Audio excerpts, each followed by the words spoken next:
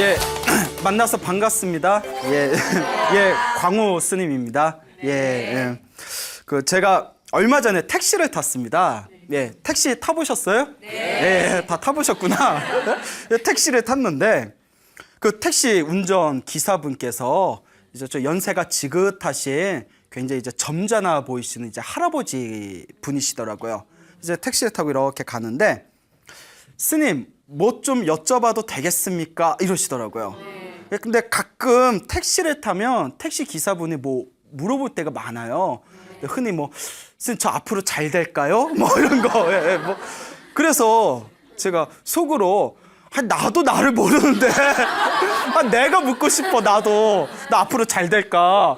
근데 저한테 저 잘 될까요? 이렇게 뭐 좀 봐주세요. 그래서 저 얼굴이 어떻습니까? 아니 뭐 그냥 사람 얼굴이지. 그러니까 이제 그런 거 이제 답답하시니까 옛날에 전설의 고향에 그 영향 탓이 커요. 전설의 고향 보면 그 탑발승이 지나가다 집안에 우환이 있구나 뭐 이러면서 스님들은 뭐 볼 줄 알고 그런 거 있잖아요. 예, 잘 몰라요 저희도.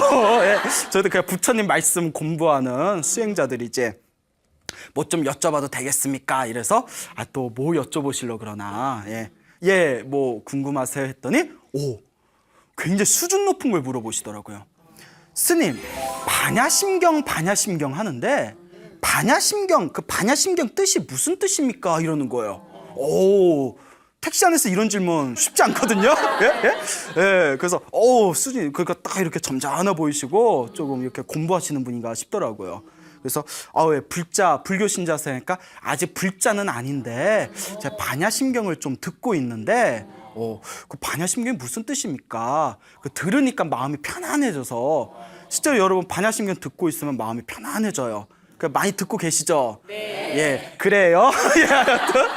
많이 들으시려 생각되고 그 반야심경이 무슨 뜻입니까? 이래서 마하반야 바람일다 심경을 줄여서 반야심경이라고 합니다. 이랬죠. 그래서 이제 그 질문을 하셨으니까 제가 뜻을 간단히 해석을 드리면 다 인도말에서 넘어온 거다.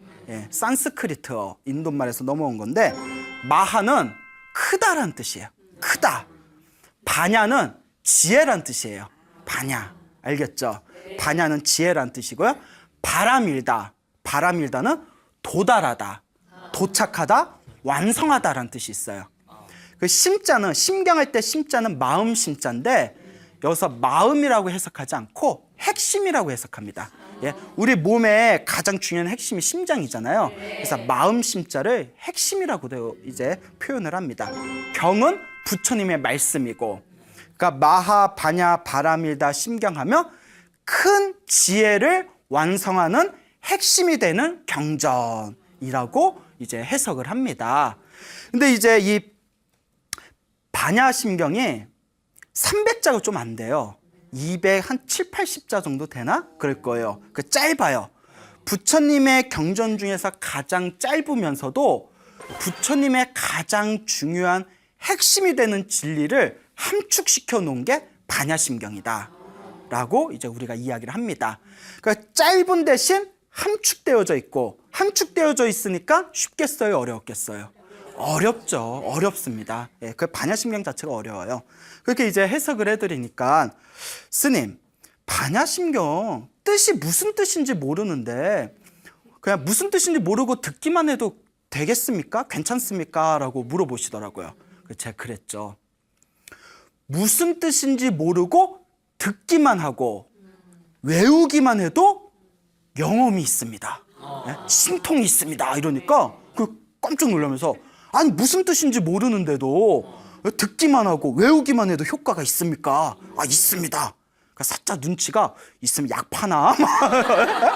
아니 무슨 뜻인지도 모르는데 뭐 약장수인가 싶었을 거예요. 그래서 제가 설명을 들었죠.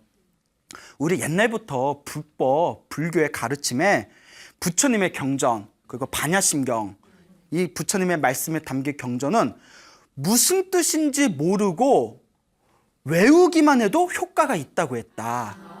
그런데 무슨 뜻인지 모르고 외워도 효과가 있는데 무슨 뜻인지 알고 외우면 얼마나 더 큰 효과가 있겠냐 했더니 그분이 이러시더라고요. 지금 이런 반응을 보이시더라고요. 참 말을 좀 잘해야 돼. 예. 맞습니다, 스님. 그래서 그 반야심경을 자기가 알고 싶은데 어떻게 하면 되겠습니까? 그러면 요새 서울에 있는 사찰에 불교대학이 있으니까 거기 불교대학에 가셔서 반야심경을 수업을 들을 수도 있고, 근데 이제 시간이 잘 안 나신대요. 그래서 제가 그랬죠. 요새 시대가 너무 많이 좋아졌다. 시대 너무 많이 좋아져서 유튜브에 반야심경 치면 스님들 반야심경 강의하고 해설하신 그런 강의 영상이 많이 떠 있다. 그거 한번 보셔라. 그리고 제가 또 한마디 더 했죠. 그런데 반야심경만 보면 지루하니까 BTN을 열심히 봐라. 예? BTN을 열심히 보고 BTN 라디오도 있다. 우리가 다니면서 BTN 라디오도 열심히 들으시라 라고 제가 이렇게 말씀을 드렸습니다. 예. BTN이 나한테 고마워야 돼요. 이렇게 홍보해 주잖아요. 예. 자, 어쨌거나 그분이 알겠습니다. 이렇게 정말 관심을 가지고 공부 한번 해보겠습니다. 제가 반야심경은 너무 어렵기 때문에 한 번 듣고 이해 안 된다. 자꾸 듣다 보면 귀가 트이니까 그가 자꾸 들으시라 이렇게 말씀을 드렸죠.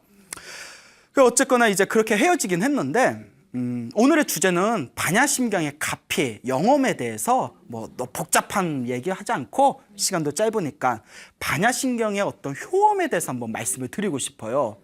왜냐하면 사실 우리 중생들이 절에 다니는 게 깨달음을 얻으려고 절에 오시는 분들이 그리 많지 않아요, 사실. 여러분들 이 BTN에 이제 소나무 세법들을 오셨을 때 깨달음을 얻으려고 오신 분 계세요? 없죠? 있으면 딴 데 가세요.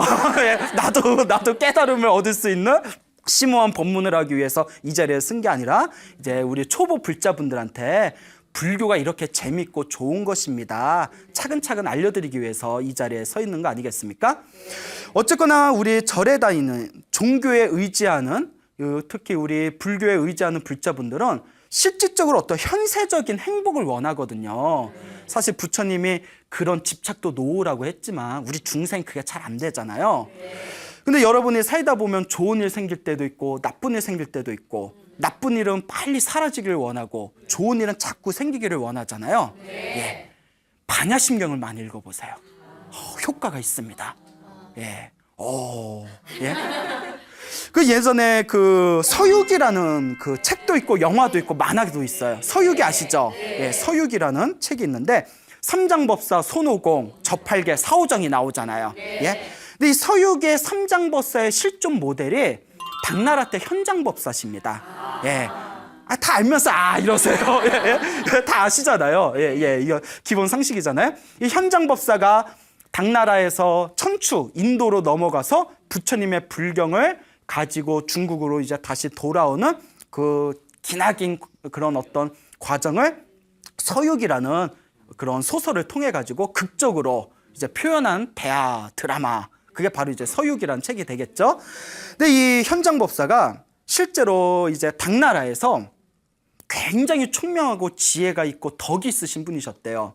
그래서 그 당시에 당나라 태종이 우리나라 당나라의 보배다라고까지 했대요. 황제가 스님을 가리켜서 우리 당나라의 보배와 같은 분이다.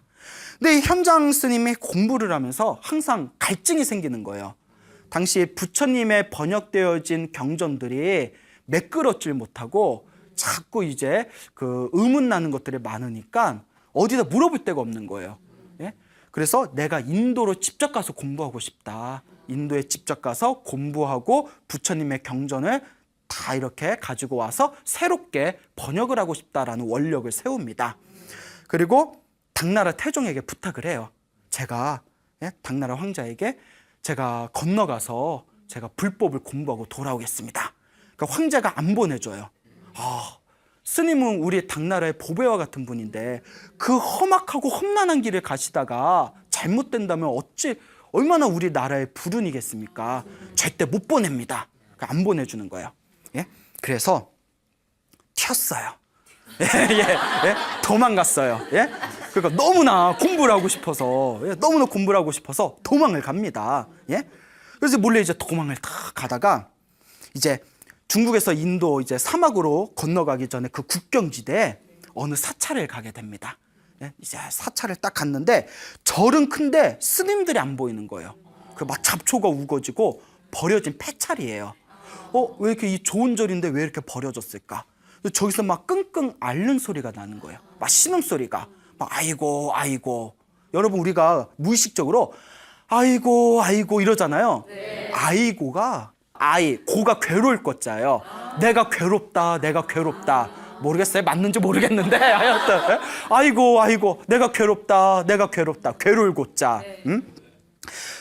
아이고를 나는 간다라고 하신 분들은 화투를 좋아하시는 분들 수 있어. 예? 예? 그냥 가자. 죽어도 가자. 예? 예? 그런 분들 조심하셔야 돼요. 예? 옛날부터 이제 혀끝을 조심하고 손끝을 조심하라고 했죠.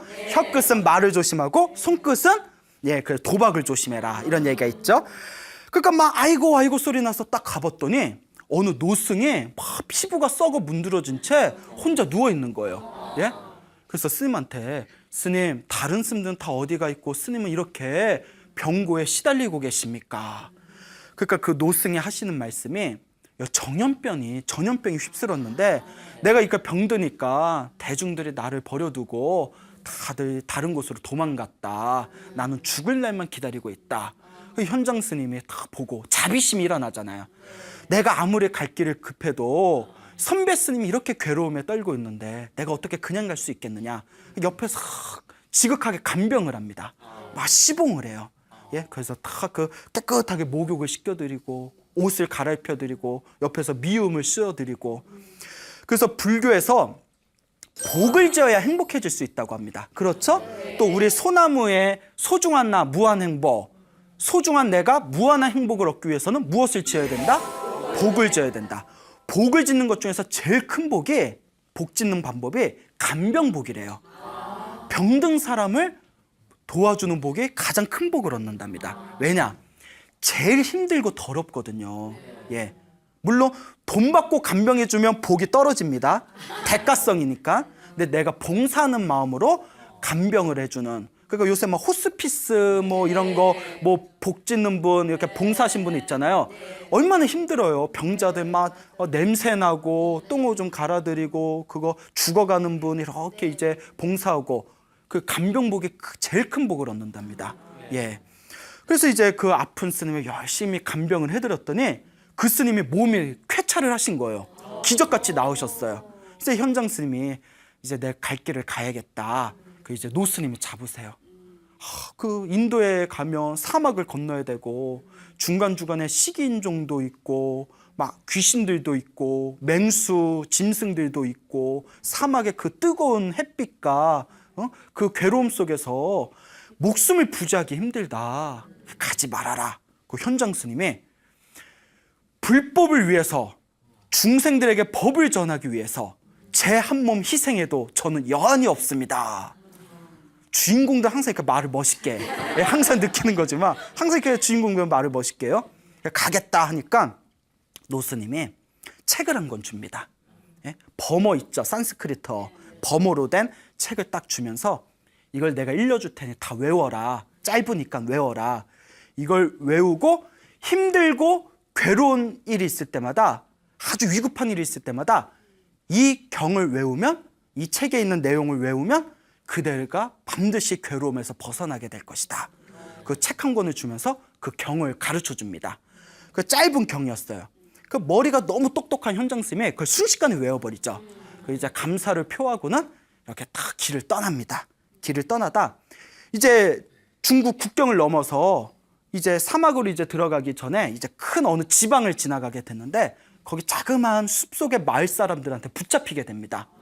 그 마을 사람들이 다 결박을 해요. 그래서 현장 스님이 이제 더듬더듬 그 나라 이제 말로 이제 미리 배워둔 말로 더듬더듬 왜 스님이 나를 왜 이렇게 붙드냐? 내가 무슨 잘못을 했다고 나를 이렇게 결박하냐? 그 사람들 말이 우리가 농사를 짓는데 농사가 잘 되려면 요 우리 마을을 가로지르는 이 강에 살고 있는 신에게 1년에 한 번씩 사람을 바쳐야 된다. 사람을 죽여서 인신제물이라고 하죠. 사람을 죽여서 바쳐야 된다.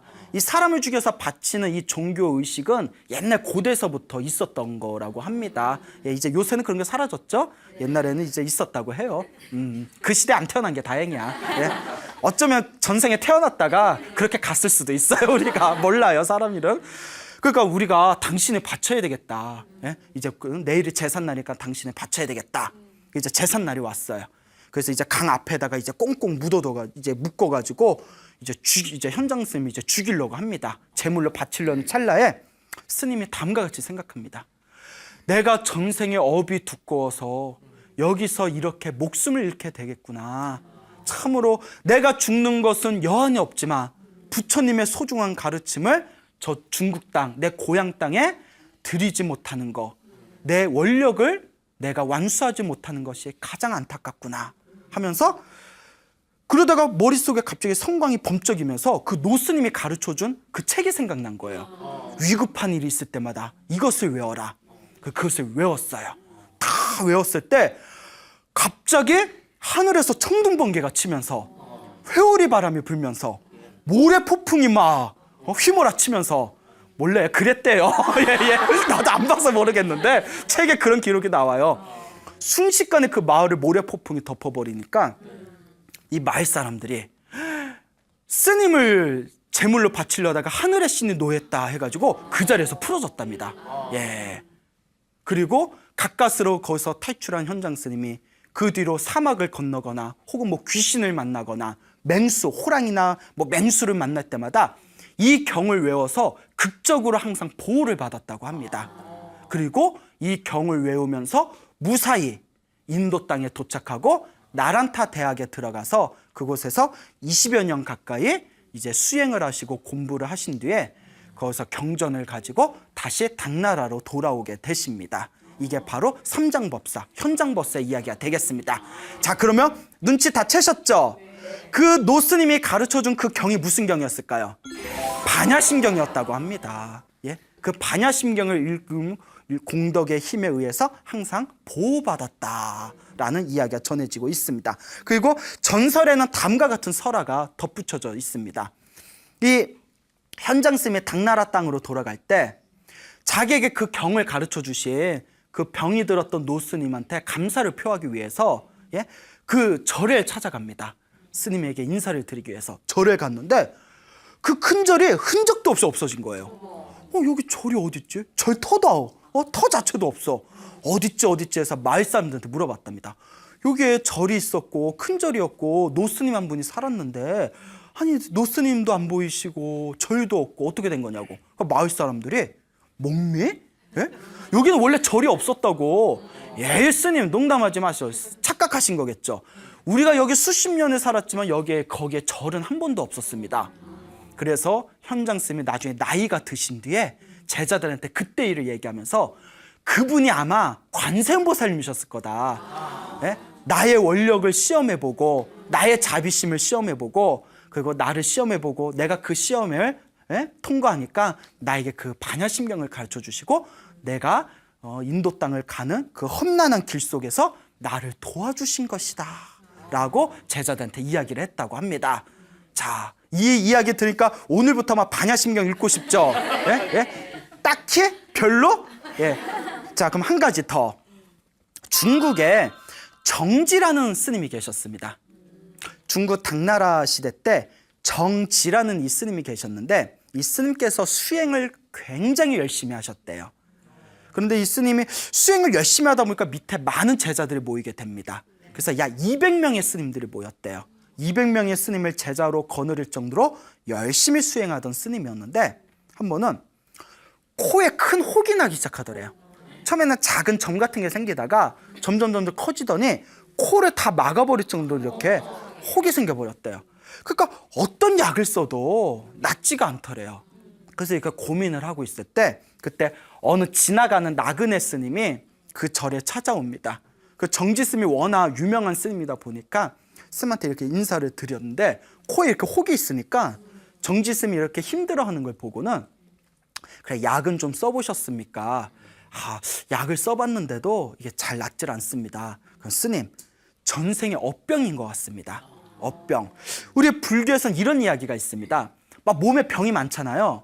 그럼 막 몸에 병에 들고 아플 때 두 가지가 이유가 있다고 합니다. 첫째, 이번 생에서 몸 관리를 잘 못해서. 네, 그렇겠죠? 과식하고 과로하고 잠을 못 자고 그래서 이번 생에서 몸 관리를 잘 못했을 때 병이 나고, 두 번째는 전생에 업으로 넘어온 병이 많답니다. 예? 전생에 업으로 넘어온 병. 그래서 전생에 특히 살생을 많이 하거나 중생, 살아있는 생명, 중생을 때리거나 하면 이번 생에 자꾸 몸이 아프거나 단명한 업이 된답니다. 예. 자, 그래서 이렇게 그 코가 나 있는 정지스님을 보면서 약을 써도 낫지 않는다면 전생에 업병일 확률이 큽니다. 그러니까 반야심경, 마음을 지극하게 하나로 모아서 반야심경 1만 번을 읽으십시오라고 시켰대요. 반야심경 1만 번을 읽으십시오. 그러니까 정지스님이 곰곰이 생각해 보더니 내가 항상 불자, 신자들에게 인과응보 이야기를 했는데 아마 내 코에 난 것도 내가 전생의 업병인 것 같다. 그러니 내가 기도로서 이 업장을 소멸해야 되겠다. 이제 혼자 방에 들어갑니다. 방에 들어서 그냥 몇 날 며칠 동안 반야심경 1만 번을 외웠대요. 예, 마하바냐 바라밀다심경, 관자재보살, 행심 바냐바라밀다시 다 이렇게 1만 번을 외웠는데 1만 번을 다 외우고 났을 때 1만 번을 다 외우고 나서 이제 막 지친 거예요. 몇 날 며칠을 쉬지 않고 1만 번을 외우고 깜빡 잠이 들었는데 꿈에서 다 관세음보살이 나타나는 꿈을 꾼 거예요. 관세음보살이 다 나타나는 꿈을 꾸고 꿈에서 딱 깼는데 코가 시원하더래요. 그래서 예? 웃겨요? 이렇게 좋은 얘기를 하는데 예, 장난이고요. 코가 시원해서 코를 만져봤더니 혹이 뚝 떨어져 있더라. 예, 그런 이제 이야기가 있습니다. 아시겠죠? 예, 그 여러분들도 힘들고 괴로운 일이 있을 때 막 인간의 힘으로 어찌할 줄 없는 그런 상황 있지 않습니까? 눈 딱 감고 반야심경 1만 번 한번 해보세요. 아, 1만 번 뭐 밑져야 본전이지. 여러분, 저 1만 번 해봤을까요? 안 해봤을까요? 안 해봤어요. 안 해봤는데, 아이, 바빠. 책도 보고, 법문도 해야 되고, 1만 번 좀 하려면 자꾸 전화 와서, 예? 잠깐 얼굴 좀 뵙자 그러고, 예? 바빠서 못 해봤는데, 정말 힘들고 괴로울 때 한번 1만 번 여러분도 한번 기도해 보시기 바랍니다. 알겠죠? 네. 부산에, 제가 어느 스님께 들은 얘기인데, 부산에 어느 불자분이 계셨어요. 학교 선생님 출신이라고 하시는데, 이 불자분이 이제 정년퇴임을 하니까 이제 사람 이제 좀 마음이 허해지잖아요. 그래서 평소에 마음에 품고 있었던 생각이 내가 정년퇴임을 하면 불교 공부 좀 실컷 해보자라고 생각을 했답니다. 그래서 이제 정년퇴임을 하시고 불교 공부를 열심히 했대요. 요 보살님이신데, 그러니까 이제 열심히 하다가 이제 나이가 드셔서 내가 죽기 전에 반야심경이나 실컷 써보자. 반야심경 기도나 열심히 해보자. 그리고 반야심경을 이렇게 사경을 하셨답니다. 우리가 경을 외우는 걸 독경이라고 하고, 예? 그 경을 베끼는 걸 사경이라고 하거든요. 한 뭐 280여자 정도 된다고 했죠. 하나하나 한자로 이렇게 베끼는데, 자꾸 베끼다 보니까 여러분들 사경에 보신 분은 다 알겠지만 희한한 게 부처님 경전을 자꾸 외우고 이렇게 베끼다 보면 마음이 편안해져요. 이렇게 하나로 몰입되다 보니까 마음이 고요해집니다. 그래서 내가 이제 나이가 들었고 내가 뭐 앞으로 뭐 살아봤자 얼마나 살겠냐, 내가 이 기도나 열심히 하자.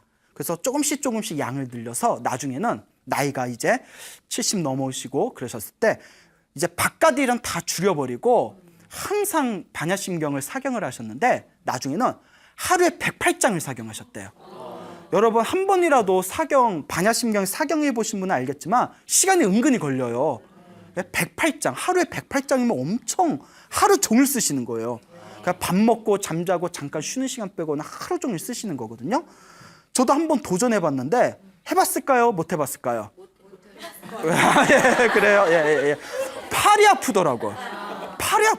저 팔이 아파서 그 결론은 못했다는 거죠. 예, 어쨌거나 그러니까 뭐 몇 년 동안에 108번을 사경을 하시니까 얼마나 대단한 거예요. 그런 분들은 승복만 안 입었지 완전 스님이야. 예? 그러니까 그 108번에 다 사경을 하시는데 그 어느 날 이제 나이가 이제 드셔서 가족들 그 이제 손주들까지 가족들을 한번 다 불러 모으셨대요. 야, 내가 할 말도 있고 하니까 한번 모여서 우리가 대화 좀 나누자. 그 이제 다 식사를 재미나게 하시고 또 이제 집에 대가족이겠죠. 이제 손주들까지 다 모여서 집에 모여서 이렇게 차를 마셨대. 둥그렇게 앉아서.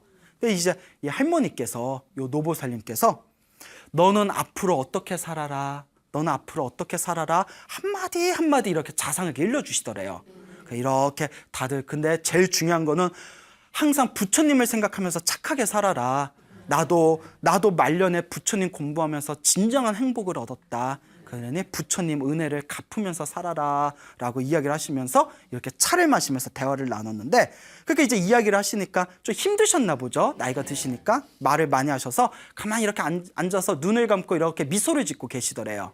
그래서 가족들은 아유, 어머님이 오늘 기분이 좋은가 보다, 할머니가 기분이 좋은가 보다, 웃고 계시네 하는데, 그 자기네들끼리 막 떠들고 있는데 이제 슬슬 일어날 때가 되잖아요. 근데 이제 느낌이 좀 이상하더래요. 그래서 어머니, 할머니 피곤하시면 안에 들어가서 쉬시죠. 저희도 가봐야 돼요 하고 딱 봤는데 차 마시고 앉은 채 편안하게 미소를 짓고 돌아가신 거예요. 가족들한테 다 앞으로 어떻게 살아를 얘기하고. 이야, 대박. 예, 대박. 이런 일이 있습니다. 예, 나도 지금 죽으라면 그렇게 죽을 수 있을까? 예? 고개를 저으시네. 예, 예, 그러니까 정말 대단한 분이에요. 수행력이 대단한 분입니다. 예, 그렇게 반야심경을 평생 사경하시면서, 여러분 나이 드신 분들이 흐른 그런 얘기 하시지 않습니까? 내가 빨리 죽어야지, 빨리 죽어야지.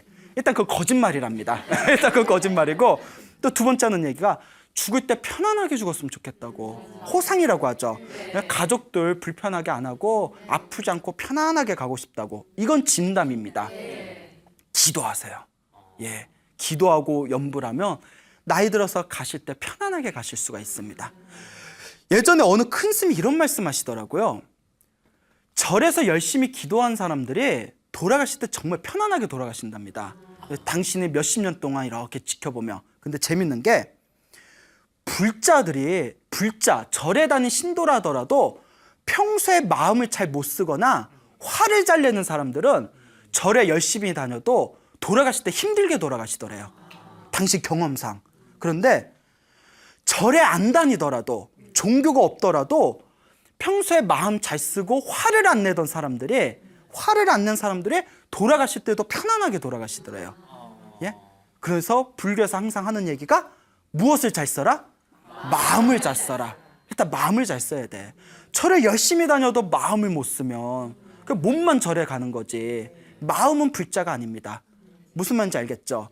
그러니까 여러분 돌아가실 때 편하게 돌아가시려면, 이러니까 뭐 빨리 죽으라는 소리처럼 들릴 수도 있는데 절대 그건 아니겠죠? 예, 편하게 돌아가시고 싶으시면 첫째, 화를 내지 말고 마음을 잘 쓰고 염불, 기도를 많이 하시면 돌아가실 때 편안하게 돌아가실 수가 있다고 합니다. 그래서 또 어느 큰 스님이 또 이런 말씀 하시더라고요. 살아생전에 독하게 산 사람들이 꼭 장지 무덤 무드로 올라갈 때 꼭 비 오고 우박 떨어지고, 예? 뭐 그런 얘기 들으셨죠? 예. 그리고 또 살아생전에 인덕이 좋으셨던 분들이 장마철에 내내 비 내리다가도 장지 떠날 때는 또 확창해진다고. 예, 또 그런 경험 있으시죠? 예, 그런 또 말씀을 하신 기억이 납니다. 반야심경은 정말 묘한 힘이 있는 것 같습니다. 그래서 요 반야심경에 어떤 뜻이 담겨져 있는지는 모른다 하더라도 마음을 편안히 가라앉히고 반야심경을 열심히 외우시다 보면 분명히 여러분들 인생에 아주 행복하고 기쁨이 가득한 에너지가 흘러넘치게 될 겁니다. 그러니까 속는 셈 치고 반야심경 한번 외워보세요. 알겠죠? 예. 그리고 반야심경을 무슨 뜻이 모르고 외운다고 하더라도 효과가 있다고는 말씀을 드렸지만, 또 아까 말씀드리지 않았습니까? 모르고 외워도 효과가 있는데 알고 외우면 얼마나 더 큰 효과가 있겠느냐. 반야심경이 굉장히 어렵습니다. 그러니까 반야심경을 만약에 진지하게 공부하고자 한다면 굉장히 인내심을 가져야 돼요. 왜냐하면 부처님 가르침의 핵심이 다 함축되어져 있기 때문에 하나의 요약본이에요. 그래서 자재굴리한 그런 설명이 없기 때문에 핵심만 드러나 있기 때문에 그 공부하다 보면 약간 인내심을 요하는 그런 경전이 또 반야심경입니다. 근데 그 뜻을 음미하고 나면 이렇게 기가 막힌 경전이 없어. 그러니까 이 시간이 이 적은 게 너무 아쉬울 정도예요. 이렇게 반야심경 280자에 엄청난 우리 인생을 풍요롭게 살 수 있는 행복 시스템들이 다 갖춰져 있는데 그걸 제가 하나하나 알려드리지 못하는 게 아쉬울 정도예요. 근데 반야심경을 외워서 내 인생이 좀 더 행복하게 살아가게 되었다, 뭐 좋은 일이 생겼다, 뭐 안 좋은 일이 있었는데 반야심경을 외웠더니 안 좋은 일이 사라졌다, 이런 당장 효과를 보는 게 반야심경이 말하고자 하는 진정한 의미가 아닙니다, 사실. 근데 우리의 중생이에요. 여러분들, 우리 불자분들이 반야심경을 외울 때 나쁜 일은 사라지고 좋은 일만 생겼으면 하고 반야심경을 외우잖아요. 근데 정작 반야심경의 핵심은 좋은 것에도 집착하지 말고 나쁜 것에도 집착하지 말아라. 그게 사실 반야심경의 핵심이에요. 왜냐? 좋은 일이 일어나면 그 이면에는 뭐가 있어요? 나쁜 일이 있어요. 그래, 다 똑똑하셔, 요새는. 딱 아시잖아. 나쁜 일이 있다는 건 또 그 이면에 뭐가 있어요? 좋은 것이 있어요. 긴 것이 있다는 것은 짧다는 것이 있다는 거고, 짧다라는 것에는 긴 것이 있다는 거예요. 좋은 일과 나쁜 일은 서로 함께 굴러갑니다. 예? 옛날에 어떤 남자가 있었어요. 이 남자가 항상 신에게 기도했대요. 저에게 복을 내려주는 복신 좀 오게 해주십시오. 예? 제복도 빵 터지고, 돈도 빵 터지고, 부동산도 빵 터지고, 예쁜 부인도 빵 터지고, 제발 복 좀 얻게 복신을 좀 내려주십시오 라고 기도를 간절했대요. 그렇게 몇 년 동안 열심히 기도를 하니까 하루는 한밤중에 기도하고 있는데 방문을 두드리는 소리가 들리는 거예요. 똑똑똑 하고 두들기는 거예요. 깜짝 놀라서 문을 탁 열어봤더니 어여쁘게 생긴, 아름답게 생긴, 그냥 복이 가득한 뿌옇게 생긴 아름다운 여인네가 막 사르르 미소를 지으면서, 미소를 지으면서 그토록 저를 찾으셨으니 제가 여기 왔습니다 이러는 거예요. 와, 복덩어리가 굴러왔어. 부럽죠? 예. 우리 집은 언제 와? 우리 집은 언제 와? 예? 그러니까 이제 복덩어리가 굴러오니까 왜 이제 왔냐고, 내가 얼마나 기다렸는 줄 아냐고, 어서 오라고 다 문을 열어서 이제 안내를 하려는데 뒤에 또 웬 여자가 쓱 따라오는데 뒤에 그 여자 얼굴을 보니까 그냥 흉측하고 그냥 심통이 퉁퉁 부어가지고 아주 못되게 생긴 여자가 뒤따라오더래요. 스톱! 뭐야? 여기까지. 아줌마 여기 왜 들어오냐고. 아줌마 누구냐고. 나는 그러니까 참 이게 이렇게 외모로 판단해. 그렇죠? 예? 오지 마! 이러니까 저는 항상 집안에 재앙을 불러일으키는 불행의 여신입니다. 예? 저도 들어가려고 합니다. 여기 행운의 여신이 있으니까 너는 돌아가라고.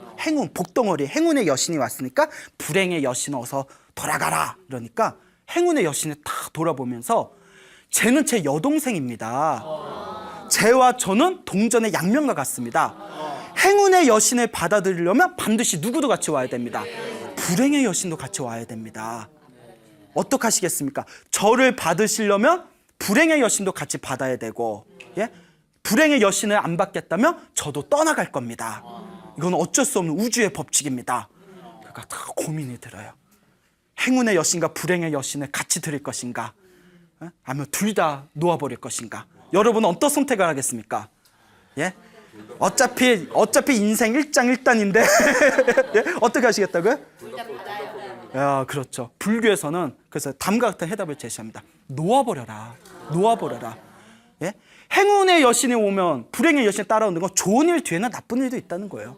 나쁜 일 뒤에는 좋은 일도 있다는 거예요. 다만 복이 많은 사람은 좋은 일이 더 많이 생기고, 예? 복이 부족한 사람은 조금 더 나쁜 일이 많이 생기는 것뿐이죠. 불교에서는 좋은 일 생긴다고 막 기뻐했다가, 나쁜 일 생겼다고 시무룩했다가, 좋은 일 생겼다고 또 기뻐했다가, 나쁜 일 생겼다고 또 시무룩했다가, 뭐 조울이야? 예? 조울증. 예? 그렇잖아요. 예? 놓아버려라.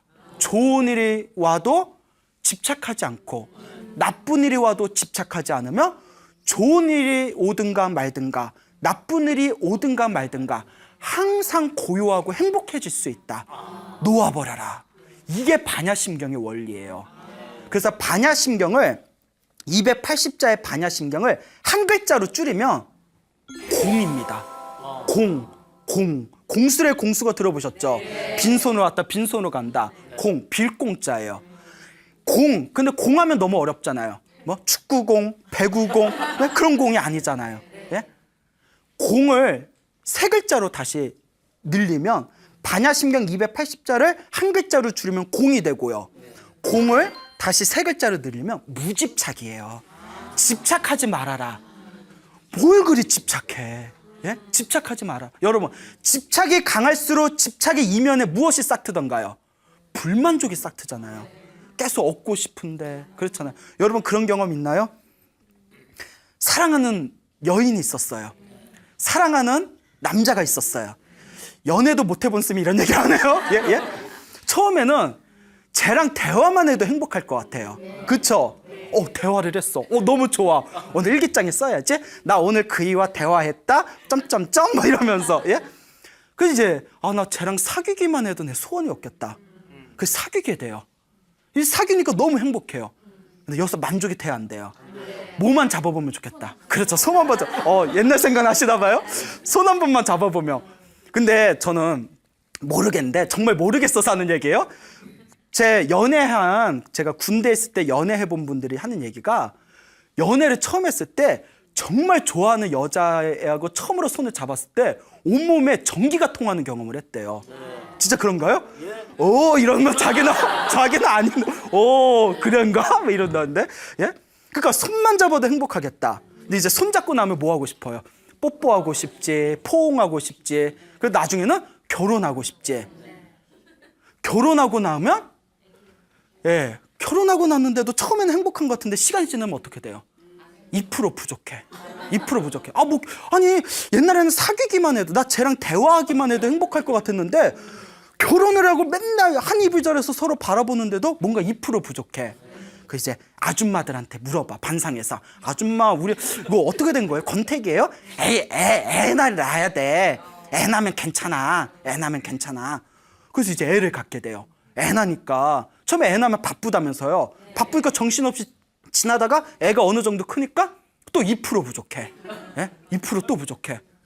그러니까 이게 항상 끊임없는 이 불만족. 내가 이것만 성취하면 내 집착이 다 해결되고 행복해질 것 같지만 인간은 끊임없이 갈증을 느끼는 존재예요. 그 갈증이 바로 불교에서는 갈애라고 불러요. 갈애. 목마를 갈자에 사랑의 자예요. 목마른 사람이 물을 구하듯이 애착하는 거. 그게 바로 갈래입니다. 우리는 사실 갈래 덩어리예요. 그렇죠? 예. 그래서 그와 같은 집착을 놓아버리기만 하면 우리는 항상 행복해질 수가 있다. 여기서 중요한 게 있습니다. 집착을 놓아버리라는 게 아무것도 하지 말라는 뜻이 아니에요. 많은 분들이 오해하는 게 있어요. 무집착. 불교에서 집착하지 말아라 하니까 포기하라는 뜻이 아니라 하고 싶은 거 열심히 해라. 쟁취해라. 성취해라. 그런데 되든 안 되든 집착하지 말아라. 무슨 말인지 알겠습니까? 그게 바로 무집착의 세계가 되겠습니다. 근데 여러분, 집착하지 말아라. 좋은 얘기죠? 막상 돼야 안 돼요? 맨날 안 돼. 네? 질문을 던져보면 항상 안 된대. 그래서 불교에서는 이와 같이 가르칩니다. 저도 그래요. 여러분들한테 집착하지 말아라 이렇게 말씀을 드리지만 저도 사실 집착 없는 경지에까지는 이르지 못했습니다. 근데 불교에서는 이와 같이 가르치죠. 집착할 수는 없지만, 집착 안 할 수는 없지만, 우리 중생의 번뇌라는 게, 사실 이게 집착할 거리가 아니다라는 것은 알고 있어라. 뭔 얘기인지 아시겠죠? 이와 같이 비유를 듭니다. 여러분 살면서 꿈 안 꿀 수 있어요, 없어요? 없죠. 사람이 살면서 꿈을 안 꿀 수가 없어요. 뭐 꿈 없다는 사람들도 있지만 보통 중생들은 다 꿈을 자연스럽게 꿉니다. 근데 중요한 거 하나. 꿈에 집착해야 안 해요? 내가 꿈에서 로또에 당첨이 됐어요? 근데 잠에서 깨고 나서 남편한테 뭐 화를 내요. 내가 꿈에서 당첨된 로또 어디 갔냐고. 그리고 뭐야? 예? 이래버리면 그 정신병자가 되는 거예요. 꿈을 안 꿀 수는 없지만 꿈에 뭐 하지는 않는다. 그와 같습니다. 우리가 살아가면서 연애하고 결혼하고 직장 구하고 돈 벌고 이런 거에 집착할 안 할 수는 없지만 안 할 수는 없지만 꿈과 같이 이게 집착할 거리는 본래 아니다라고 인식하고 있으라는 겁니다. 그 힘이 강해지고 강해지면 나중에는 그 자그마한 씨앗이 열매를 맺듯이 내가 당장 모든 집착을 끊을 수는 없지만 본래 집착할 것이 아니구나. 본래 꿈과 같아서 삶과 죽음이란 게 한바탕 내가 마음이 만든 꿈을 꾸고 있는 것이구나 라는 것을 머리로 이해하고 있는 것만으로도 그 중생은 먼 미래 생애라도 반드시 위대한 깨달음을 얻어서 영원한 우주의 자유를 얻게 된다고 부처님께서 가르치고 계십니다. 그러니 여러분 살아가시면서 솔직히 우리 중생이 그렇잖아요. 좋은 일이 많이 생기고 나쁜 일이 없어지길 바란다면 기도를 많이 하세요. 반야심경을 좀 많이 읽어보세요. 예? 그리고 좋은 일이 많이 생기고 나쁜 일이 사라지기를 바라는, 좋은 것을 집착하고 나쁜 것을 멀리하려는 그 마음 자체도 사실 내 마음이 만든 어리석음이다. 아까와 같이 말한 행운의 여신과 불행의 여신을 떠올리면서 진정한 행복과 자유를 얻으려면 사실 어떻게 된다? 좋은 일이든 나쁜 일이든 다 놓아버리고 항상 마음이 고요해지는 그 세계가 진정한 행복이다. 그러니 내가 지금 당장 집착을 완전히 끊을 수는 없다 하더라도 본래 이 세상에 집착할 것이 사실은 없었던 것이다 라는 그 마음가짐만이라도 결코 놓아버리지 마십시오. 그 자그마한 그 반야, 공, 무집착의 그 지식이 언젠가 여러분들을 완벽한 깨달음의 길로 인도해주는 씨앗이 되고 나침반이 될 것입니다. 예, 그러니까 너무 어렵게 생각하지 마시고 반야심경 열심히 외우세요. 알겠죠? 예, 여러분들 삶에 반드시 아주 기쁨이 가득한 에너지를 분명히 여러분들에게 불러다 줄 것입니다. 여러분 행복해지고 싶습니까? 네. 행복한 삶을 창조하고 싶습니까? 네. 복을 지으십시오. 선업을 쌓으십시오. 공덕을 쌓으십시오. 복과 공덕과 선업의 힘이 여러분들을 진정한 행복의 길로 이끌어 줄 것입니다. 오늘 여기서 마치겠습니다. 소중한 나, 무한 행복!